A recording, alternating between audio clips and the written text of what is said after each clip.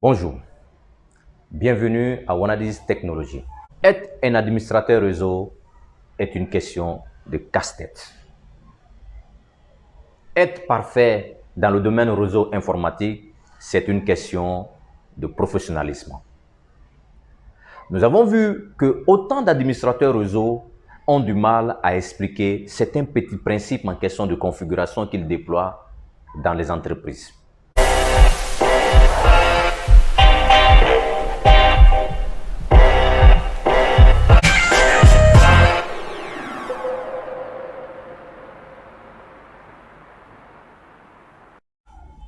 Aujourd'hui, notre vidéo serait consacrée spécialement sur une thématique très intéressante qui serait basée sur la notion de serveur DNS.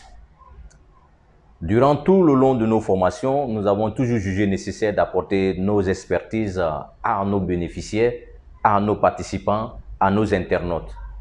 Et en droite ligne, nous retournons l'ascenseur pour vous dire merci de vos commentaires, merci des partages. Mais la chose la plus importante, lorsque nous sommes en train de faire ce qu'on appelle une configuration d'un serveur, il y a des notions de base qui nous manquent. Ces notions de base sont des protocoles transformés en serveurs. À l'issue de cette vidéo que vous êtes en train de vous suivre, je vais vous montrer, expliquer et détailler tous les éléments qu'il faut pour comprendre l'environnement de travail qui est appelé le DNS. Bien assimiler cette explication qui serait donnée, nous avons automatiquement coopté pour vous un petit plan de travail afin que vous puissiez le maîtriser. En première position, nous allons donner le DNS. Qu'est-ce que le DNS? En deuxième position, nous allons parler de l'appellation du DNS. En troisième position, nous allons noter ce qu'on appelle le DNS, ce qui veut dire que sa notation. En quatrième position, nous allons parler du rôle joué par le DNS. En cinquième position, nous allons donner la composition simplement d'un DNS.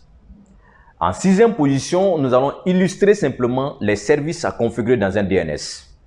Et nous allons parler de ce que nous appelons les procédures de déploiement du serveur DNS. Qu'est-ce que le DNS? DNS est généralement appelé Domain Name System. On dit environnement de travail. Pourquoi environnement de travail? Nous allons aussi l'expliquer dans son rôle. Mais l'un des éléments qui est aussi utile, c'est que le DNS en question est généralement noté serveur DNS. Mais quel est le rôle joué par le DNS?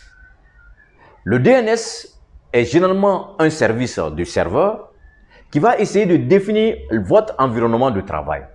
Ce qui veut dire que lorsque nous avons des utilisateurs qui sont là, ils doivent automatiquement travailler au sein simplement de ce réseau. Donc, il faut un environnement de travail qui va délimiter à quel espace où il doit travailler. Donc, le rôle du DNS, c'est de définir cet environnement de travail afin que chaque collaborateur puisse avoir accès simplement à des ressources. Donc, nous retenons que déjà, le rôle du serveur DNS, c'est un protocole qui permet d'abord de délimiter automatiquement un environnement de travail afin que des utilisateurs puissent avoir accès à des ressources. Aussi à retenir, il ne faut pas confondre le DNS et le DMZ. Le DMZ, c'est un autre élément que nous allons aborder. Le DNS est généralement aussi appelé groupe de travail ou nous disons workgroup. En seconde position, quelle est la composition d'un DNS? Le DNS est généralement composé de 3 éléments. En première position, nous avons ce qu'on appelle le NetBIOS. En deuxième position, nous avons ce qu'on appelle le point. Et en troisième position, nous avons ce qu'on appelle l'extension. Ces 3 éléments-là définissent quoi en réalité?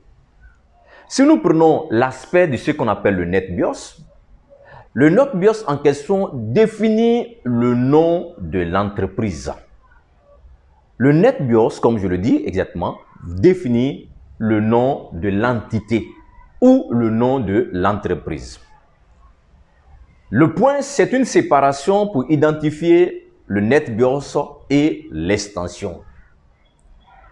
L'extension, tandis que elle définit automatiquement le statut de l'entreprise, elle définit le type d'activité que vous réalisez, elle définit le domaine dans lequel vous vous trouvez, elle définit le pays dans lequel vous vous trouvez.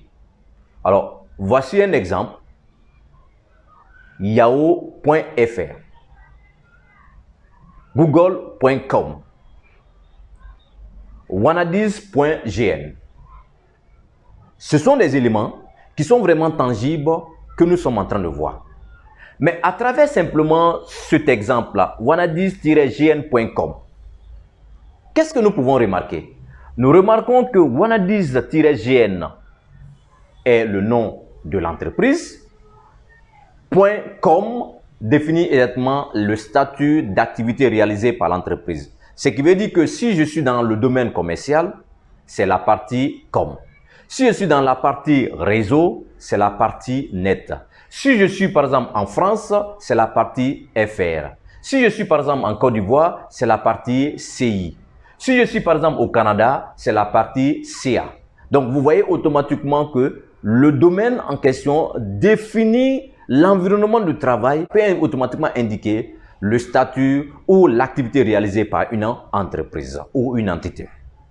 Mais quand je vois .gouv, ça veut dire point gouvernemental. Quand je vois par exemple .it, ça veut dire institution. Donc ce sont les éléments qui sont vraiment très intéressants, qui définissent ce qu'on appelle notre environnement de travail.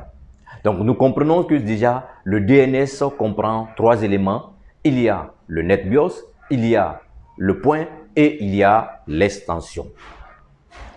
Alors, nous allons aller cette fois-ci. Quels sont exactement les services que nous configurons au sein d'un DNS?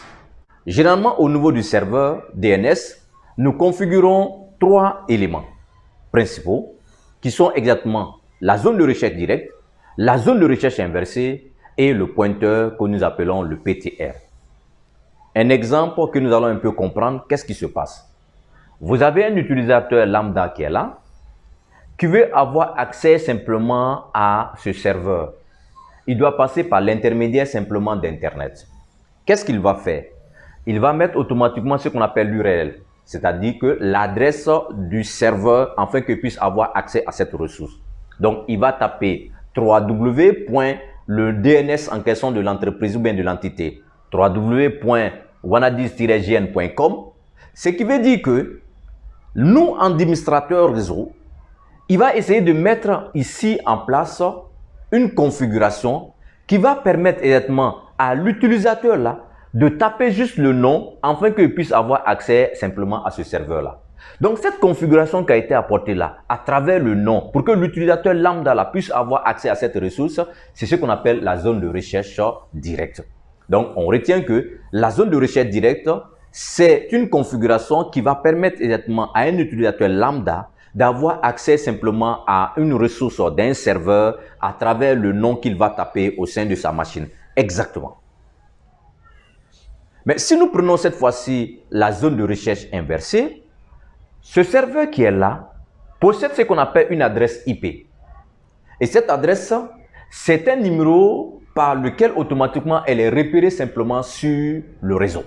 L'utilisateur qui est là, il va taper automatiquement l'adresse IP du serveur et vous allez voir que il va aller chercher la requête sur le serveur. Lorsqu'il est disponible, il envoie complètement la réponse ici. Donc, ce que nous appelons ici la zone de recherche inversée. Donc, la zone de recherche inversée, c'est une zone qui va permettre à un utilisateur lambda de taper l'adresse IP du serveur afin d'avoir automatiquement accès à cette ressource. Vous voyez qu'un administrateur réseau doit maîtriser exactement les types de configurations qu'il est en train de faire sur son réseau afin que les utilisateurs puissent demander des requêtes simplement à son serveur. Très simple. Mais le pointeur, quel est son avantage et quel est son rôle dans ces configurations? C'est que le pointeur en question va dire quoi?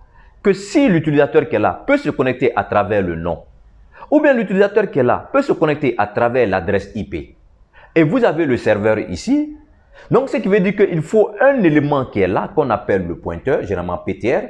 Lui, il va faire quoi?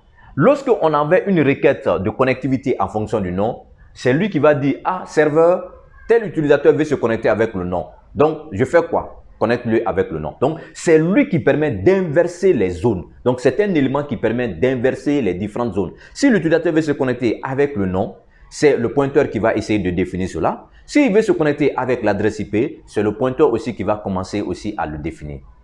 Donc, nous sommes à la fin simplement de notre vidéo intuitive qui était basée simplement sur ce qu'on appelle le DNS. Nous vous remercions de vos commentaires, nous vous remercions aussi de vos partages et nous nous reprenons simplement à la semaine prochaine. Merci.